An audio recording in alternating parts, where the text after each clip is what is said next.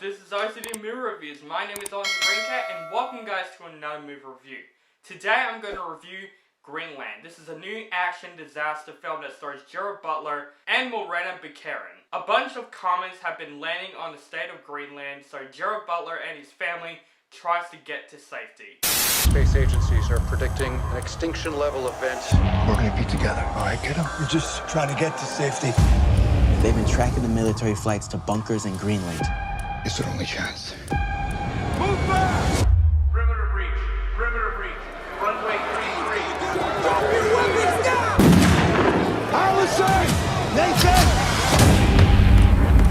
Of course, this is a new disaster film, which I find those guilty pleasures. Sometimes I like watching movies about the Earth just basically getting shredded down, but for most disaster films, there hasn't been a great one. Of course, like Roland Emmerich movies like 2012, Day After Tomorrow, where it basically focuses more on visual effects than human characters, and I felt like that's what disaster films are about, and I don't think so.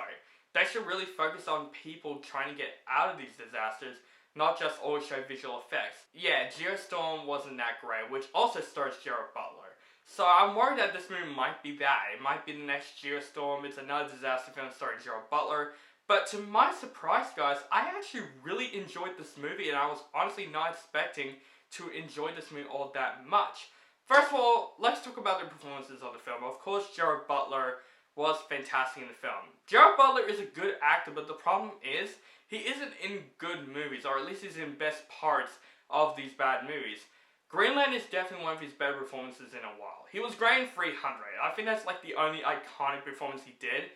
I would say this is probably his best film since 300. His performance in the film was fantastic in this film. He's very realistic in the film. Like, the way he acts in the film is like, yeah, I would act like that in this situation.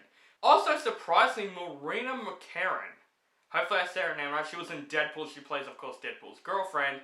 In this film, she definitely plays a different role in that movie.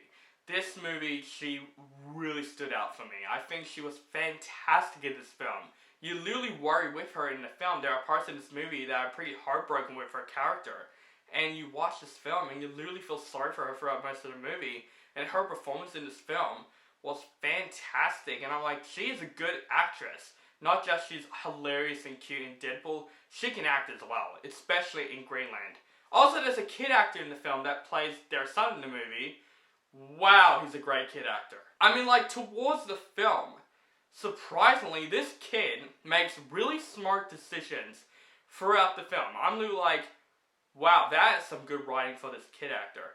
He knows what he's doing, and he knows what he has to do in these situations, and I was literally really surprised by this kid in the film.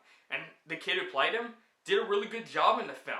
What's really good about this movie, actually, really surprisingly, is that this film is not about the disaster. It is technically about the disaster, but it doesn't show much of the disasters.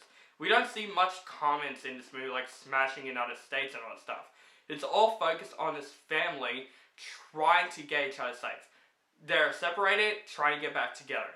That's mostly this movie. We get to see more of the disaster common stuff towards like the third act of the movie, which I'll get back to that later. But for most of this film, I was honestly invested in this family, and that's what this film basically focuses on. And I'm like, that's something we haven't gotten in a disaster movie in a while. Most disaster movies shows a lot of visual effects and showing like the world breaking and all that stuff. We want to see character develops in these situations, and I think Greenland did that really well. But even though we don't see much comments and visual effects in the film, the visual effects when we do see it are fantastic. They look like real comments. It looks very intense as well when you see like the clouds are on fire like you see in the trailer. It is very intense. This film is actually very, very intense at a lot of stages.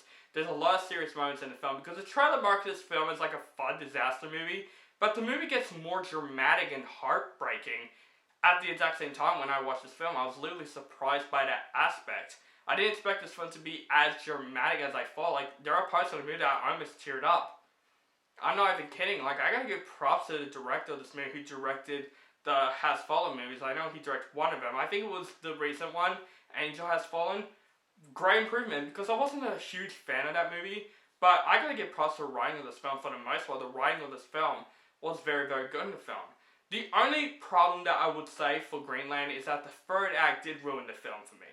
It changes completely. It changes kind of like the dramatic or the point of the film completely into just like a cliche disaster movie that we knew what's going to happen, and I wish that the final act does still have that same tone that the first two acts does. I feel like the third act, it wasn't boring, it wasn't bad or anything, it just, when you say like, there's a part that ruined the film and I feel like it could have been so much better than it is, that's the third act of this movie.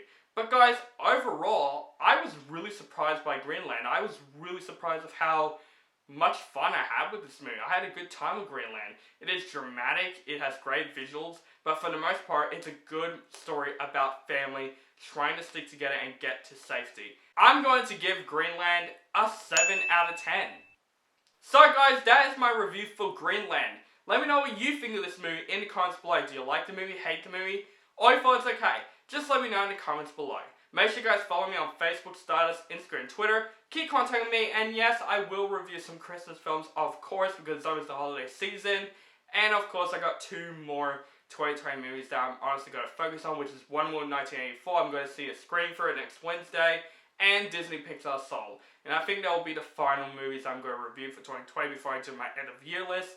So, thank you guys so much for watching, and have a nice day.